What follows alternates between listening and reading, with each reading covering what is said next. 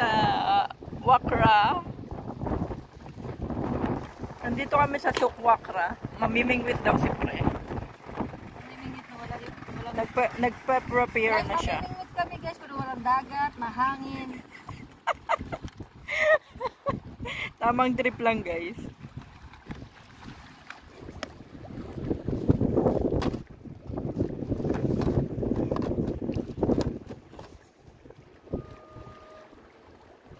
Umaano naman na siya. Humihina na yung ano. Tignan natin guys kung ilan yung mahuhuli niya. Mahuhuli namin guys. Kung may mahuhuli ba siya. Malakas talaga yung hangin guys. Lalo na kami nandito.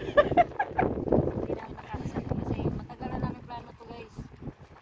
Pwede na namin plano tuloy-tuloy. Tingnan mo yung tuloy kahit ang hangin guys. No? Kahit pagtatali guys.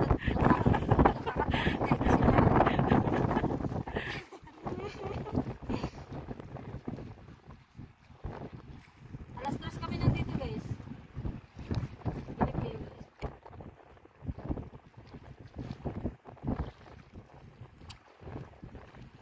Tubig guys. Gumagawa na siya ng pain. Nagse-set up na siya ng pain guys. Ano yan? Paki-explain. Hipon, harina, asin. Ayan. Lalagay niya sa pain.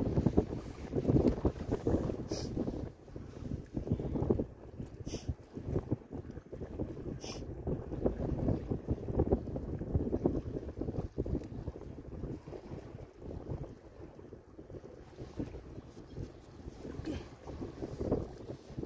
Stop na.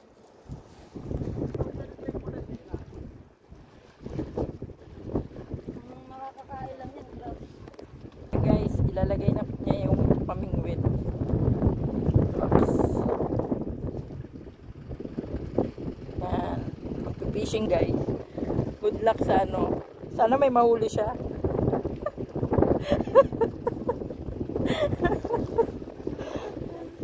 Sana may mahuli si Pre. Nagbibigyan ko lang talaga to guys. Sana may isda guys. Natutulog pa ata mga isda guys ang aga namin. Guys ang kumakain nito guys hangin. Say hi Pre. Pre. Guys sana may mahuli. Walang kumakagat oh.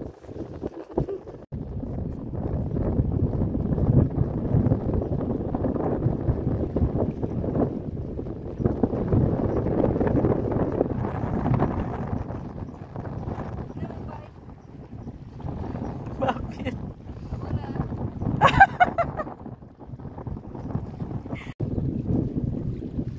Ala, may nahuli na siya guys. Ang galing. Patingin, patingin. Ayun no. Sana sa susunod medyo malaki.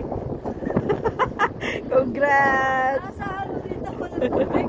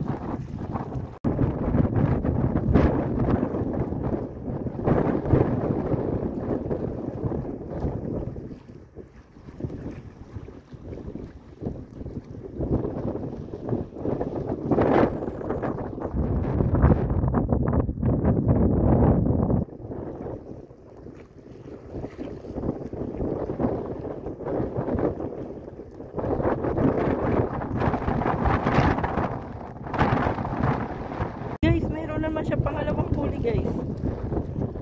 Yan naman.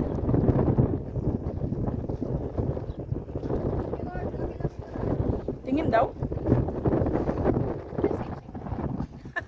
Patingin, patingin. Ayan, ang galing. Oh, di ba? Okay lang yung size.